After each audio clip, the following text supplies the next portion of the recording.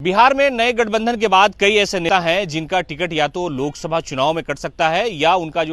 उनकी जो दावेदारी है वो फिर से दोबारा हो सकती है। ऐसे हालात में जब भारतीय जनता पार्टी इस वक्त नीतीश कुमार के साथ सत्ता का मजा ले रही है, तो ऐसे हालात में एक ऐसी सीट है जहां पर मुख्यमंत्री नीतीश कुमार अपने चहेते को उम्मीदवार बनाने की पूरी कोशिश में थे और कहा यह जा रहा है कि यह गठबंधन टूटने की जो वजह थी उसमें एक वजह यह भी थी, इसलिए कि मुख्यमंत्री नीतीश कुमार और लालू प्रसाद यादव जाति समीकरण के अनुसार उम्मीदवार उतारने के पूरे प्रयास में थे, जो शायद उनके करीबी नेताओं को पसंद नहीं था और ऐसे हालात में उनकी दावेदारी खत्म हो सकती थी। लेकिन जब गठबंधन टूटा तो मुश्किलें और भी बढ़ गई। बात कर रहे हैं दरभंगा लोकसभा सीट की, जहां पर अभी मौजूदा वक्त में भारतीय जनता पार्टी का जीता हुआ मेंबर ऑफ पार्लियामेंट है। तो ऐसे हालात में जनता दल यूनाइटेड की जो दावेदारी है दरभंगा में वो लगभग खत्म हो रही है, इसलिए कि बीजेपी किसी भी सूरत में उस सीट को छोड़ नहीं सकती है। तो ऐसे हालात में यह हुआ कि जो संजय झा, जिनके बारे में यह कहा जा रहा था कि जनता दल यूनाइटेड ने उनकी जो दावेदारी है वो लगभग कंफर्म कर दी थी, लेकिन अब जबकि बीजेपी उस सीट को छोड़ने के लिए तैयार नहीं है, तो ऐसे हालात में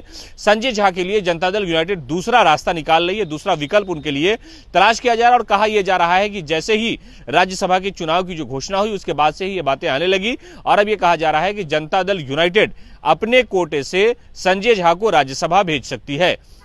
इसलिए उन्हें शपथ नहीं दिलाई गई। ये सारी जो रणनीति है लोकसभा चुनाव से पहले तय की जा रही है। हालांकि जो जनता दल यूनाइटेड की 2 सीटें खाली हो रही हैं, उसमें से कहा यह जा रहा है कि एक पर जो वशिष्ठ नारायण सिंह का जो कार्यकाल खत्म हो रहा है, तो उनकी जो उम्र है वो काफी ज्यादा हो गई है, वो एक्टिव नहीं है, सहारा लेकर के चलते हैं। तो ऐसा कहा जा रहा है कि उन्हें जो है इस बार दोबारा रिपीट नहीं किया जा सकता। हालांकि मुख्यमंत्री नीतीश कुमार जैसे ही राष्ट्रीय अध्यक्ष बने उसके बाद उन्हें जो है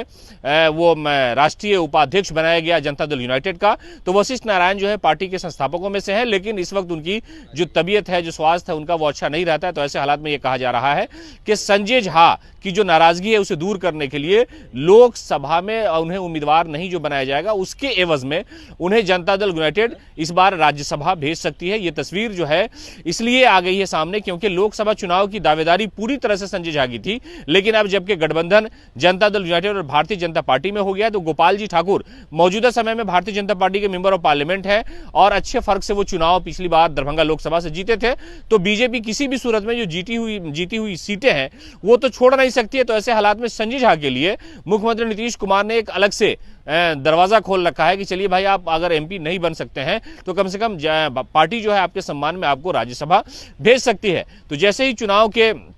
अधिसूचना जारी हुई उसके बाद से ही लगातार अटकलें लगाई जा रही कि जनता दल यूनाइटेड आखिरकार किसे राज्यसभा भेजना चाह रही है। लेकिन अब जबकि गठबंधन इधर से उधर हो गया, पहले हालात ये थे कि अगर आरजेडी के साथ मुख्यमंत्री नीतीश कुमार होते और लोकसभा चुनाव लड़ते जिस तरह से वो चल रहे थे, तो संजय झा लोकसभा की उम्मीदवार और उनकी जो दावेदारी थी वो दरभंगा से लगभग जो है कंफर्म हो गई थी। लेकिन अब जो हालात बदले हैं तो बीजेपी वो सीट छोड़ नहीं रही है। बीजेपी की जो दावेदारी है वो उन सारे